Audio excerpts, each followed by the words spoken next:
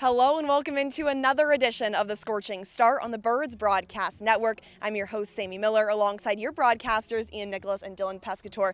And today is the biggest day for the Firebirds of the entire summer. Their season is on the line. It's Game 2 of the championship series against the Bourne Braves, who had the win last night at Eldridge Park, beating the Firebirds 6-4. So let's talk about last night before we get into today's big game at Bourne Park.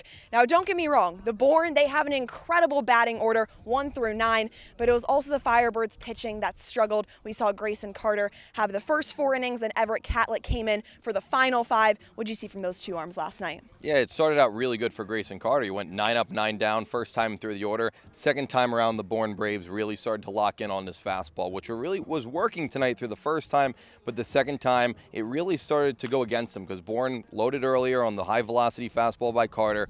I was talking with Eddie King, and he was playing almost shifted to the right side of second base and center field because he saw a lot of the Bourne Braves were late on his fastball. JKG, Josh Croder-Grauer, who's been the star of the playoffs for the Bourne Braves, was not late on it. 2 doubles yesterday for him, along with another hit. He's been on fire, and the pitching was good, but it wasn't good enough in the long run for Orleans yesterday. Now, one of the biggest positive takeaways from last night was none other than Fenwick Trimble. He really set the tone early on for the Firebirds with that gorgeous home run in the first inning, then went on to have 3 runs and 3 hits. How big was his performance? Oh, he was everything, right? He was the only consistent offense from a Firebirds team that consistently showed up later in the game, but did not show up late last night, unfortunately. Fenwick Trimble had the home run, 340 feet to left field, and also Bryce Cunningham got off to a relatively good start to the game on the other side of things, just like Grayson Carter did for Orleans. So it was low scoring early on, and that 1 run made the difference for a while and helped out Grayson Carter on the mound with a little bit of run support. And then the other 2 singles were just a couple of infield hits, and Fenwick Trimble showed you the speed that he has and his ability to beat it out and how much he cares about this squad. So, look, Trimble's hit a home run in 2 of his last 3. Now he's in a ballpark tonight that is unforgiving. It's hard to hit a home run here. Bourne hit the fewest home runs in the whole league. They had to play half their games here. So if Fenwick Trimble can stay hot, take it over the wall once again, give his team another early boost, that would be big. Last night he was the only Firebird with multiple hits. Now, of course, it wasn't the outcome the Firebirds wanted last night, but after the game, Kelly Nicholson brought the team together on the mound and said, hey, you guys said you wanted to win this at home. Now we have a chance to win it at home. So how important is that positive mindset heading into today's game? Well, you have to keep vibes high because, like you said, if they lose today, it's over and the season is all a wash. You're looking back on it months later and saying, oh, look at this. You want to keep this going today, and you want to keep it going with a win. Like Kelly Nicholson said, a win today brings it back to Eldridge tomorrow. Keep it positive. Try to play your best 9 innings today and force a do-or-die game tomorrow for all the marbles. Now let's shift our focus to today's game. Starting for the Firebirds is none other than Ivan Romero, the pitcher from the University of San Diego. His last outing in the playoffs was phenomenal. 6 innings with 6 Ks. What does he need to do to replicate that performance tonight? He just needs to be uber confident, right? I think there was a point in this season where his confidence wasn't at 100%, but right now over these last 2 outings, he's been one of the best pitchers in the Cape Cod Baseball League. Whether it was the close of regular season against Hyannis, or as you mentioned, that Game 2 closeout win on the road against Harwich, he's proven he can get it done on the road. In fact, he has literally never gotten it done at home. He has not pitched at Eldridge Park once this year, so he is the perfect guy you'd want out here. He's played a little bit against Bourne this summer, had a start against the Braves earlier in the year. So just have the fastball continue to play up in the zone and play faster than it is, which is in the high 80s, low 90s. And he's used his curveball a little bit more as the season's gone on. I'm curious to see if a curveball is a pitch that he breaks out and uses often as his secondary pitch tonight. Now, a lot of people say that defense wins championships, which I totally agree with, but especially in this series, it's going to come down a lot to the bullpen. So, Dylan, what arms do you want to see coming out for the Firebirds? Well, Sammy, in a do-or-die game, you have to go to your most trusted arms. Now, Ivan Romero can go 6 or 7 innings 100%, but you got to bring someone out for the 8 and 9. So I'm looking at 3 names coming out of the bullpen today for the Firebirds. If this game is close within reach, Ryan Recess hasn't pitched at all in the playoffs, mostly because the opposing teams haven't had a lot of lefties. Bourne has a lot of lefties that you have to bring in Recess for. He's a lefty out of UCSD. I think your 2 setup man and then closer Matthew Watson and Sean Matson. Perfect scenario for the Firebirds tonight would be 5 from Romero, 2 from Recess, and 1 from Matson, 1 from Watson as well. We'll see if that happens. And to get to this point, you have to be a strong team. It's very hard to win a game in this Cape Cod Baseball League. So, Ian, what have been the biggest strengths for the Braves and really the reason why they're here today?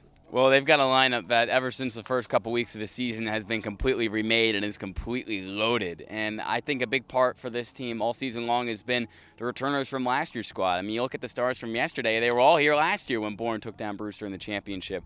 Whether it was their back-to-back all-star pitcher in Bryce Cunningham, who was solid yesterday, or it was Josh Kuroda-Grauer, who struggled in the regular season this year because he broke his thumb in the first game of the year, but decided not to pack it in and play his best baseball right now in the playoffs, or Bryce Evelyn, who's now at a 21-game hit streak, and he came up with an RBI single late in yesterday's game that was ultimately the dagger. Those three are going to give you a lot of consistency. Obviously, Cunningham not starting tonight. The rest of the lineup is loaded, though, and if they can get Derek Bender and Garrett Michelle to wake up a little bit in the 4 or 5 spots in their order, man, those guys are really good. They were quiet yesterday, but you can't keep them down for long.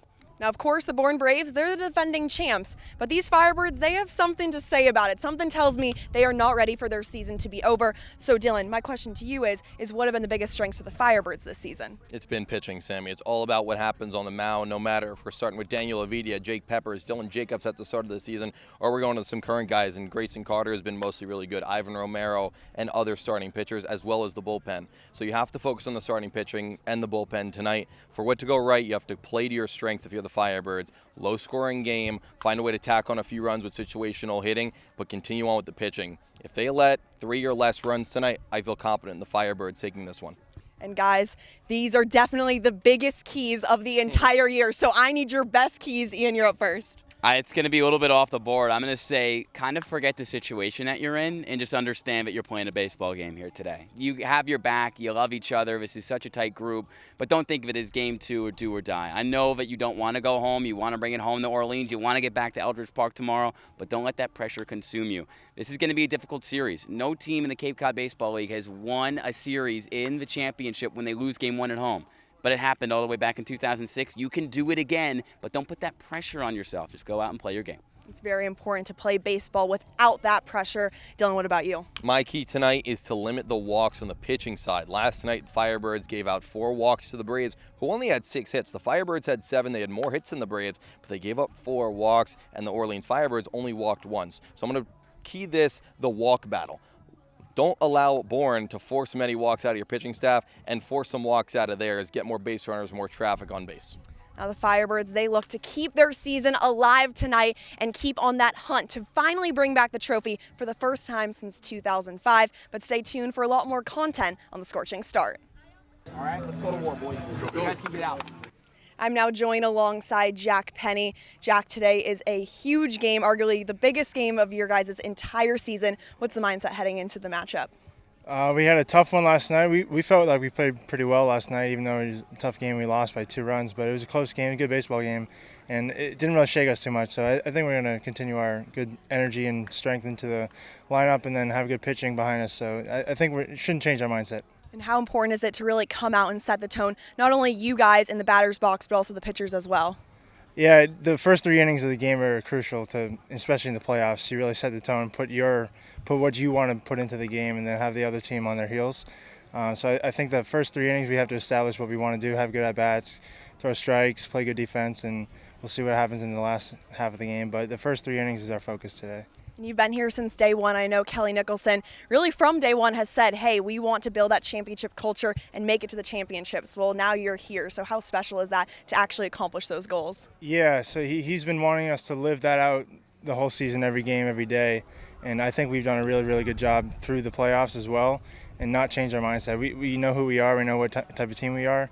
And he's instilled those values in us, and we've kept them ever since day one. So it's been really fun to watch, and especially stay with the same kids over the course of the summer. It's been pretty special. And speaking of that, it's 10 guys who've been here since day one. I know you guys are such a close-knit group. Yeah. How cool is it to have those 10 foundational guys that really have set the tone? Yeah, that adds to the value of our team and the identity of the team. We're not really changing guys in and out and trying to find new guys to come play with who. And when we have that core of 10 guys, it's really, we see each other every day and we know what we got and we're all comfortable with each other, so it's good. And you guys are the only team in the Cape Cod League that have a mental performance coach, and I know you guys love Jay Banfield. How important has he been to you guys on the mental side of the game?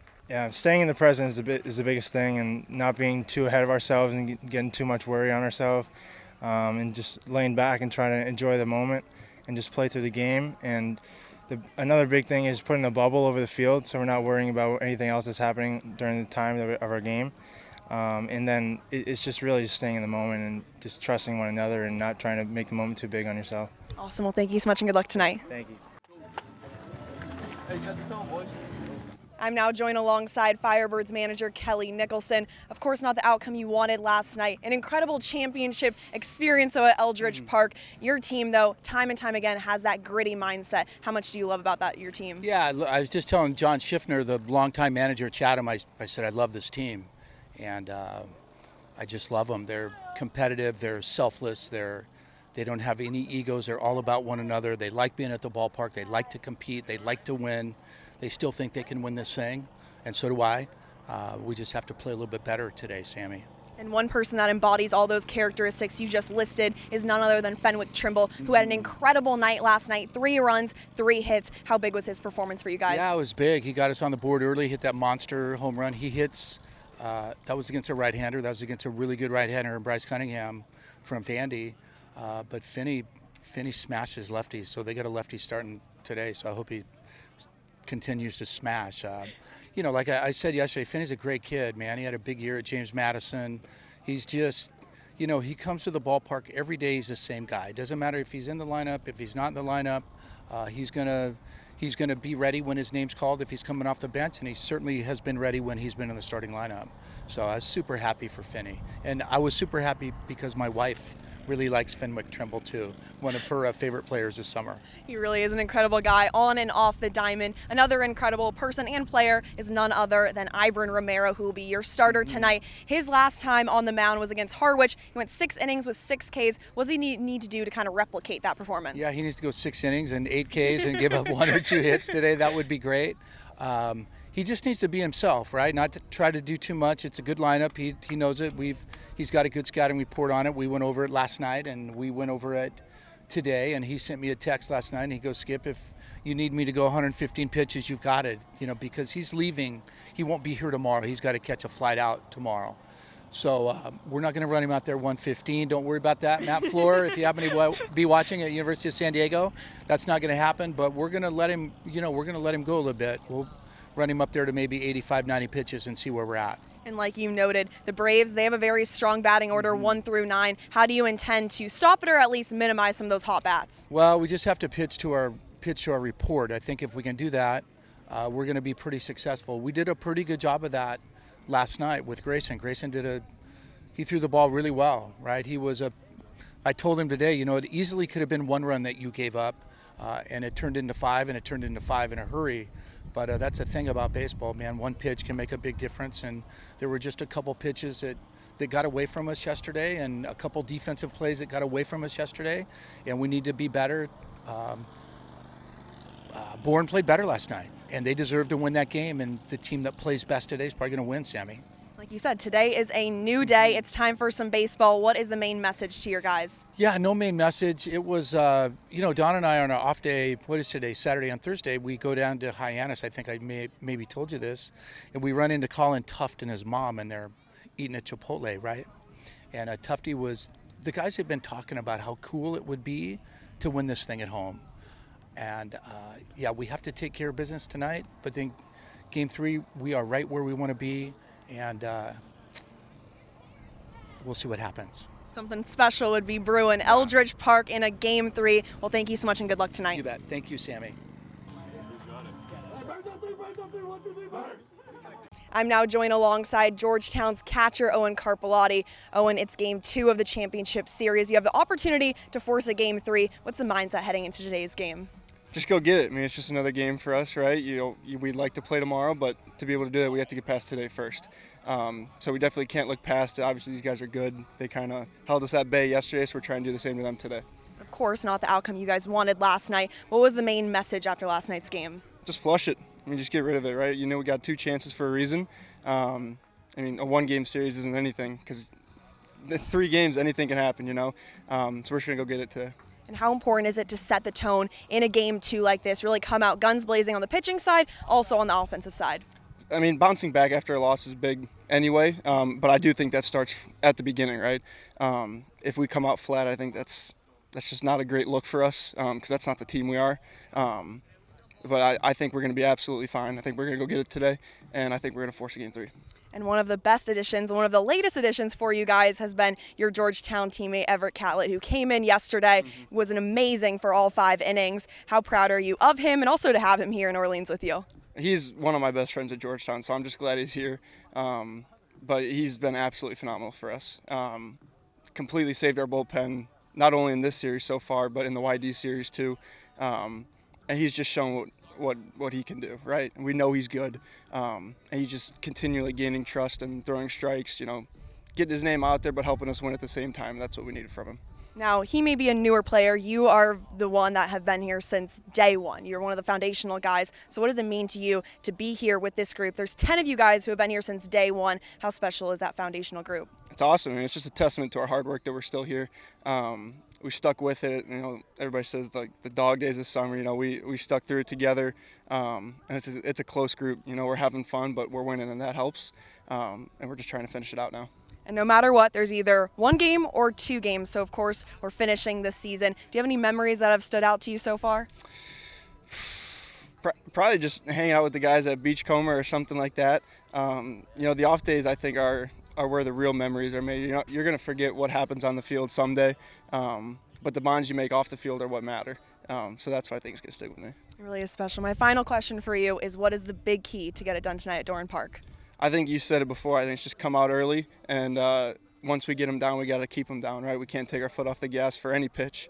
We're on the road today, so Max Fesky says we got to win 54 outs today instead of 51 like we do at home.